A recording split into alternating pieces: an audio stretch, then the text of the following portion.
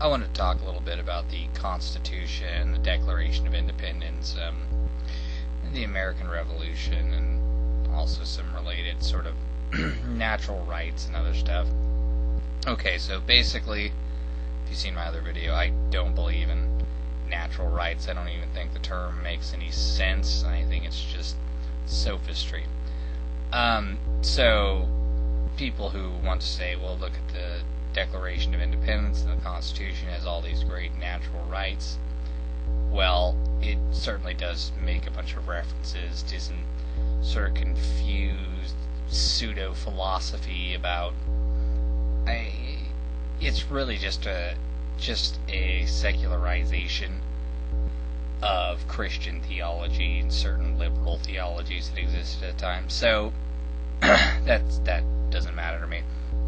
I don't care. That's nonsense. And if you look at the Declaration of Independence from a non-moral liberal perspective, it talks about a bunch of people's rights to this and to that, and to be able to do things. Most of the complaints in it are rather trivial compared to what we deal with modern governments, but leave that aside.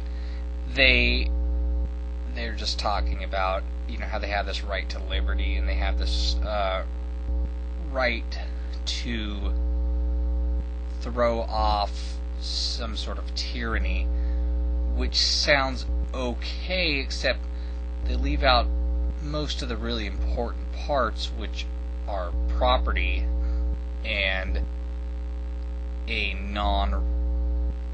non-monopoly jurisprudential norm. So they leave out all the meat in liberal theory. Everything they put in is pretty much retarded nonsense.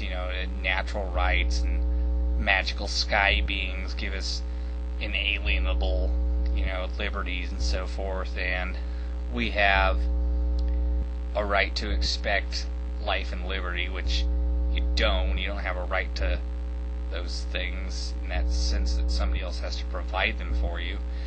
And everything that, is really important, like the fact that you want customary, propertarian, liberal sorts of norms and justice, is completely abandoned. I mean, it's not only not really articulated in a meaningful way, and it's not mentioned explicitly, but the very way that they go about constructing the Constitution is completely anti-liberal.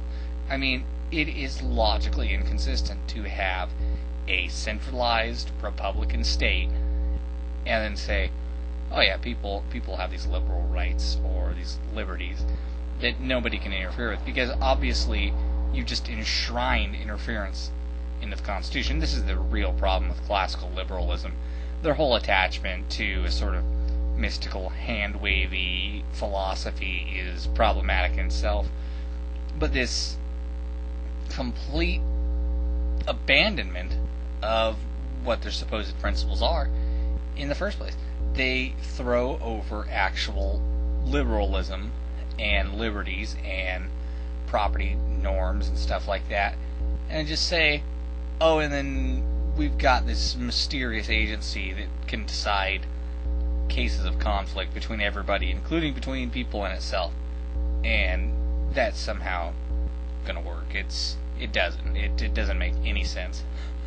And then the Constitution, even from a historical point, was an intentionally centralizing anti-liberal document. It was made to increase the strength of the government, to centralize the power of the government, and to enable the government to collect taxes, to enforce import bans and duties and so forth. And for those of you that like to mythologize the American Revolution, it was not what it pretended to be. I won't say that everybody in it didn't understand that, but the supposed liberals, they were all Republican humanists for the most part, and that created serious tensions in their theory, because republicanism and humanism and democratic forms generally are probably the worst possible form of government for ensuring any sort of coherence and continuity in property. They also immediately, as soon as they got in office, well, first of all, after they won the war, they went right up to meet and drafted the Constitution, which is completely an anti-liberal document. As I said, it was pointless from the perspective of preserving people's liberties against the government, because the Articles of Confederation were better. No government was better than that, but the Articles of Confederation were vastly superior to the Constitution.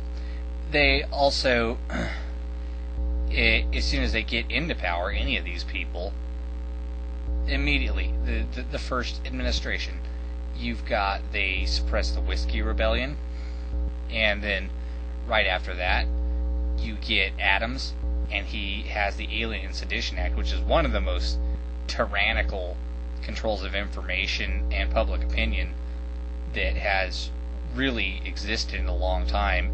I think you don't see that so much anymore, just because the government is so strong and the people are so stupid. It's not necessary, but I mean, it was really thoroughgoing. And then right after that, we get the beloved Thomas Jefferson. What does he do? Thomas Jefferson puts up blockades on foreign trade.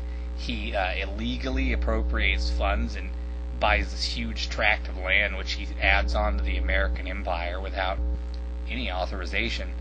And who's he get it from? He gets it from Napoleon Bonaparte, who is the Hitler of his day. And it's just a complete fantasy. It has no basis in reality and no basis in historical fact. I mean, it didn't work from the beginning. It was immediately tyrannical and anti-liberal from the beginning. There was the only reason the United States had a fairly liberal system over large parts of the country was because the government was weak. Okay, so here's a way to improve on that. Instead of establishing a centralized Republican government that will eventually get huge and take over the world, how about you don't have a fucking government to begin with? Because your experiment failed. The Constitution is stupid.